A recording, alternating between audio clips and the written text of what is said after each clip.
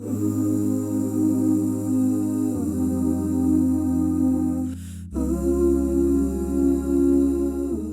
person in the world, except that he has worries, he has anxieties, he has trials that he's going through, calamities that he's facing. There's no exceptions. And do you know why there's no exception? Because this is dunya. Allah created dunya as a test and a trial, and He didn't create dunya to be a place of luxury, rest and relaxation. So when a person is feeling the burden of the calamities and trials that he's going through, man, woman, child, whoever it is, a child may be bullied at school, maybe someone that is ridiculed in school. A child could be feeling the peer pressure to push him down the wrong line. And it's so intense now. It's different than it used to be. A child could be facing bullying from the authority in the school, the teacher, or the teachers, or even feel that he's being treated in such a horrid way by the system itself. That's a child. Can you imagine? That's the world of the child. And he's going through all of that. The adult, whether man or woman, they could be feeling the stress of finances, not having enough, and therefore poverty.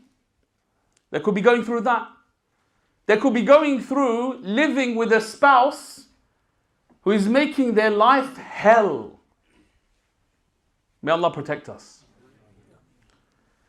They could be going through a situation where they have good intention and they want the best for their children, but their children are pulling completely the opposite, different way.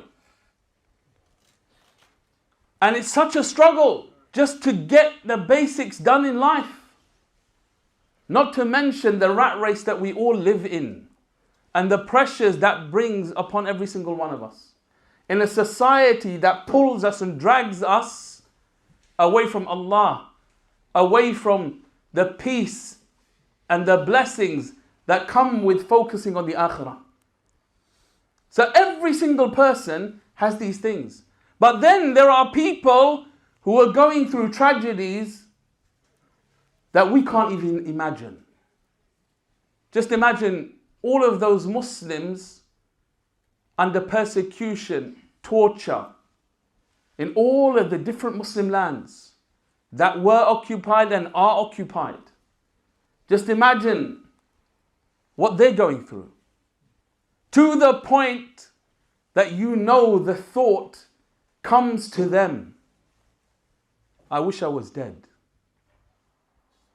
To that level? Yes, to that level. Then you open the Quran. And when you open the Quran, suddenly Allah takes you to a verse where you read, وَاصْبِرْ كَمَا صَبَرَ أُولِي الْعَزْمِ مِنَ الرُّسُلِ. Allah says, be patient, just like the greatest prophets were patient. You read this verse and you think, what was the life of the prophets? That's what Allah wants you to think. And what did they endure? How did they live? How did they manage? How did they cope? What got them through day-to-day life? Because they were human beings. They felt the heat, they felt the cold, they felt the burden of finances, they felt the burden of being dishonored, ridiculed, mocked, more than any single one of us. And why? Because they were more honorable and noble than every single one of us. And when you're noble and you're honorable, mocking and ridicule and being belittled hurts more than anything else. How did they cope? What gave them that strength? You think about Nuh alayhi salam. From the 5 greatest prophets, Nuh alayhi salam, the first one in the order. You think about his life. You know, he's calling people to that which benefits them, not for himself. He's not asking for money. He's not asking for even help from them. He's asking them, and what do? They cuss him. In simple language, they cuss him. They say, you're mad, you're an idiot, you're stupid. Yeah, the equivalent of these terms. They say, what? What are you playing at? In fact, when he starts to speak, they take their clothes and chuck them over their heads so they can't hear him. They put their hands in their ears. To that level? Yeah, but it doesn't stop there. If it was just the outside world, it's different. But just imagine, some of his family are not Muslim. They don't want to accept his message. Ridiculed. And then the rest of them say, you know what? They use that against him. If it was a true message, his own family would believe, all of them. But they don't. They must be wrong. Mocking him. Then in the middle of the desert, he's building a boat. Looks strange, doesn't it? They're saying it looks ridiculous. And he has to go through all of that. Does he get to rest? No. No rest. The mocking never stops. The ridicule never stops. He still carries on. If that wasn't enough, you think about a life like that and a long life. How long did he live? 950 years he was calling to Allah, let alone how long he lived. But then, to top it all off, when everything's clear, the flood has come, the reality has hit, people are dying, he wants to save his own flesh and blood, his son, as in Surah Hud. He calls his son, come, be saved. And his son rejects. To watch your own son disobey you, knowing that that's certain death. There's nothing worse for a parent. Nothing. And that's what he sees in front of his eyes. Nuh alayhi salam. Did he give up? Did he recant? Did he water down the truth? Did he change it? Did he bend? No, he didn't. He maintained the message of Allah no matter what. No matter who came pulling him the other way, he didn't care. He didn't bend. He didn't change. He did what Allah wanted. Then you go down the line, Ibrahim alayhi salam. And you think about the incidents in his life. Was there any rest? You don't find any rest. In his childhood as a teenager, because he spoke out and challenged the whole of society for Allah. The whole of society gathered to kill him in a horrid way, stripping him naked in front of the people, humiliation, flinging him into a fire. Death. Then he goes from one land to the next land, challenging kings, rulers, calling people, being rejected. No stable home because of his deen. Exile, place to place, moving. When he has a family, he's told to leave them. Leave them. Leave them to who? To Allah. And he does it. He submits. We go away from our family for a day or two and our hearts can't take it and we come running. And we can't wait to come. In fact, we're not even that far away anymore because on the phone, we can WhatsApp call or some other app and we see them at least and we talk to them. We know exactly what's going on. We're content. He didn't have any of that. Did he recant? Did he give up? No, he didn't. You look at the next one down in the line, Musa alayhi salam. How was he treated? A people that he came to take them to Jannah. They abuse him. They don't want to listen to him. Miracle after miracle, they turn away. He has to put up with them. He has to put up with them. Knowing full well that they killed prophets before him, they could turn on him and kill him at any moment. They've done it so many times before. Does he give up? No, he doesn't. Does he deserve the blessings of Allah? Yes. And look at his life. He's told to enter the blessed land, a goal. He wants it so much. And yet because of his people, he is deprived of it. Does he give up? No, he doesn't. He doesn't get to enter the blessed land. And he's buried close to it, a stone's throw away. And that's his life.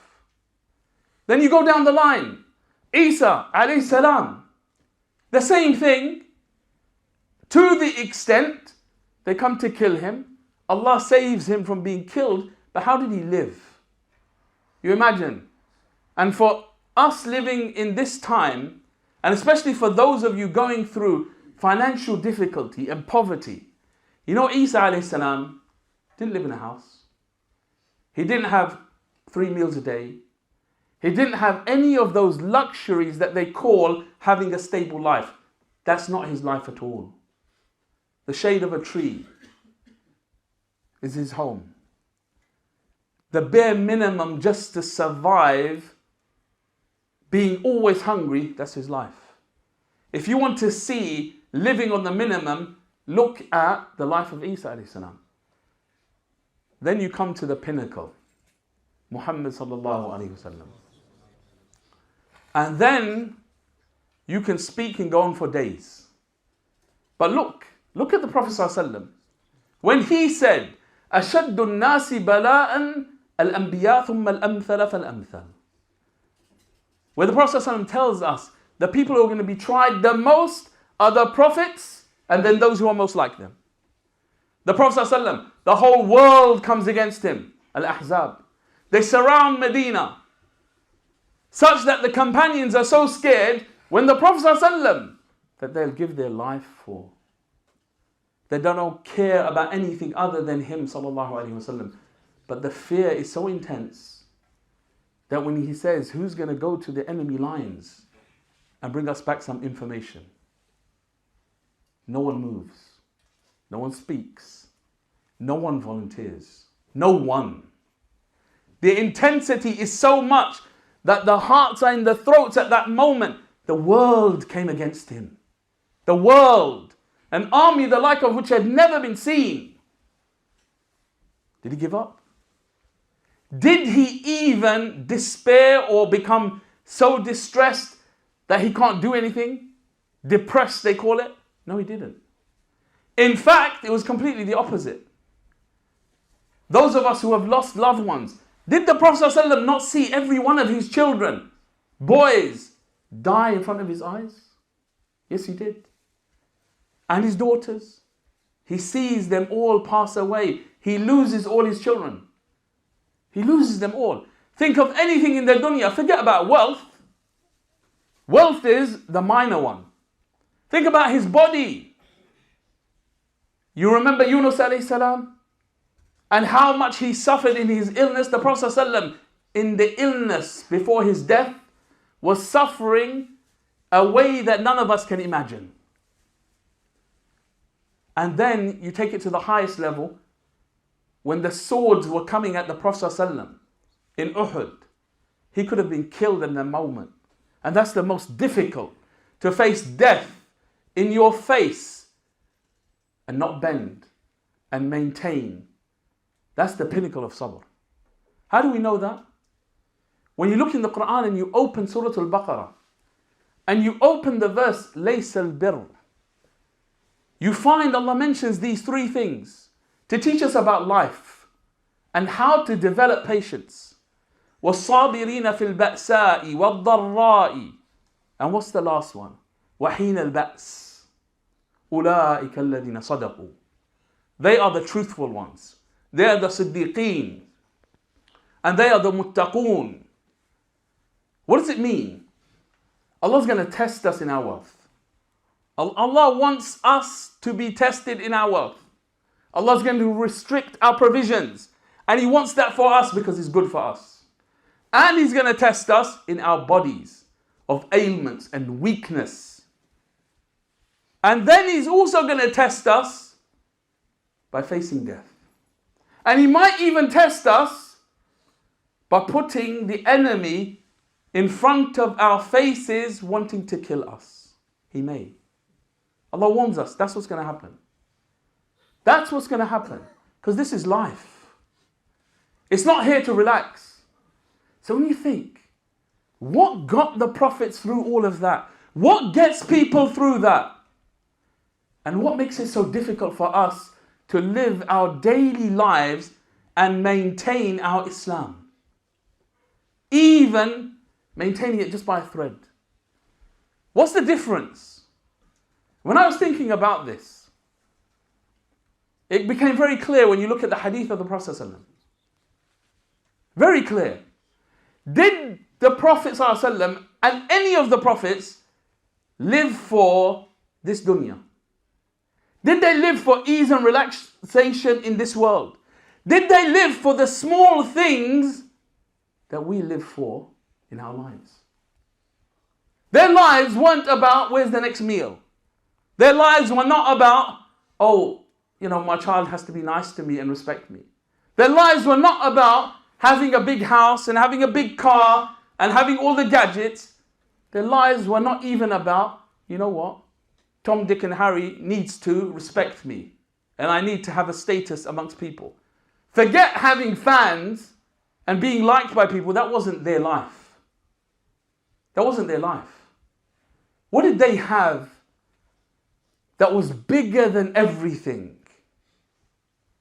They had Allah. They had the akhirah. The only thing they cared about was the akhirah. And look what the Prophet ﷺ told us. He was telling us about the mentality that the believer needs to have to get through life, to get through anything, to make him a superhuman being, like all of them were. When he said, sallallahu alayhi wasallam, in the hadith of At-Tirmidhi, "Man kanat al-akhirah hammahu," whoever makes his main concern the akhirah, جَعَلَ اللَّهُ غِنَاهُ فِي قَلْبِهِ, Allah will place contentment in his heart. وَجَمَعَ لَهُ شَمْلًا, and Allah will take care of all of his affairs. وَأَتَتْهُ الدُّنْيَا وَهِيَ رَاغِمَةٌ, and the dunya will come to him even though he doesn't chase it. Now, when you live for something that's bigger than the universe and everything in it, how can something actually insignificant take you away? How can it make you lose sight? But when you live for small things, you become small. You become weaker than you actually are. And then any little breath, forget wind, will blow you miles away. That's what happens. The prophets, that's what they lived for. They didn't care about anything except Allah. They lived for something so huge that nothing can turn them away. That's their life. Now, if every one of us was to think, what do I live for? And if we're honest, we're all so attached to the dunya because we've given into it. We've given in. Even though we maintain certain parts of our deen. But when it gets tough, the first thing we bend are the rules of the deen. That's what we do. We justify in our own selves, I'm going to do this. Why? Because I can't take not doing it. I can't take it. Then we look. In our problems, in our issues, our calamities, we're dealing with them and we feel so alone. We feel abandoned by everyone else. We feel weak. We feel humiliated even. But I want you to think, what's the mindset that Allah tells us to have? And just think, when He talks about it, He says, وَبَشِّرِ الصَّابِرِينَ. And He says, جَلَّ وَعَزٍّ إِنَّ اللَّهَ مَعَ الصَّابِرِينَ. And He says, جَلَّ وَعَزٍّ وَاللَّهُ يُحِبُّ الصَّابِرِينَ. Just think of that, about those verses for a moment. When you go to someone who's suffering, you don't actually say to them, rejoice, be happy, receive glad tidings. It's not normal. People think you're mad. But actually, in afflictions, after saying, we're going to test you this way, that way, and the other way, and every way you can imagine, Allah says, وَبَشِّرِ الصَّابِرِينَ. Tell them to be happy. Oh believers, be happy when you're being tested. You know why? Very simple. That test, that intensity means Allah loves you. That intensity means Allah is with you. That intensity means not because of your strength you're going to be able to handle it. It means Allah is going to shower you with sabr, so you will be able to handle it. وَاصْبِرْ وَمَا صَبْرُكَ إِلَّا بِاللَّهِ. Your patience is not because of what you have and your strength, no matter how much development you've done. It's because of one thing only. Because you intended patience, Allah is going to shower you with it and make you capable of dealing with all of that. That's how it works. And that was to the Prophet ﷺ before anyone else. And then the rest of us. That's how it works. The Prophet ﷺ made it so easy for us. He said, وَمَنْ يَتَصَبَّرْ يُصَبِّرُهُ اللَّهُ. All you have to do to be patient is to intend and try. That's it. The rest, Allah is going to handle. He promised you. But the problem with us, what do? And this is the obstacle. And this is how we fail and why we fail. We live for small things. We don't live for the greatest thing, something big in our lives, to see the will of Allah established on the earth. If you lived for that, you'll live like the prophets. You'll have the patience of the prophets or something close. And the other problem with us, what do? We don't even intend to be patient. So we fail. So the solution, the summary of it all, if you want to develop patience, number one, live for something big. Even the kuffar, when they live for something big, they're very patient. Even if they're criminals, they'll go through hell to achieve that big thing they want to achieve. Number two, intend to be patient and remember that patience will descend upon you and your heart from Allah. And the last thing, choose to put yourself through difficulty when you don't have to teach your nafs patience. That's the secret behind why the Prophet ﷺ called Ramadan half of patience. You choose to fast. You choose not to eat and drink and enjoy the other pleasures of marital life. You choose. And because of that, you gain half of patience. So that's the secret. 3 simple things. Live for something big. Number 2, intend patience. And number 3, choose to deprive yourself to teach yourself patience. May Allah accept from all of us. May Allah ease our affairs. May Allah relieve all of the Muslimin who are suffering from all of their sufferings.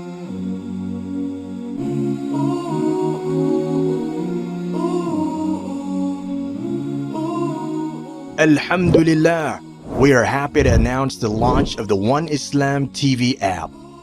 Watch hundreds of high-quality produced Islamic reminders, Quran learning videos, stories of the prophets, and so much more. 2 new videos uploaded daily, inshallah. Watch videos on demand or download videos and watch offline. No more annoying ads or pop-ups. 100% safe browsing for your peace of mind. Watch or listen to lectures and lessons while you work, rest, or drive with your device switched off. One Islam TV is 100% run and owned by Muslims, which means the small amount you pay for your subscription is a SADAQAH JARIYAH, continuous charity for you, as we use the funds raised to continue producing more beneficial videos and reminders, inshallah. The One Islam TV app is now available on Apple devices, Apple TV, Android devices, Android TV, Amazon Fire TV, and Roku, so you can watch on most devices and smart TVs. Download now for a free 7-day trial. May Allah reward you for supporting our work.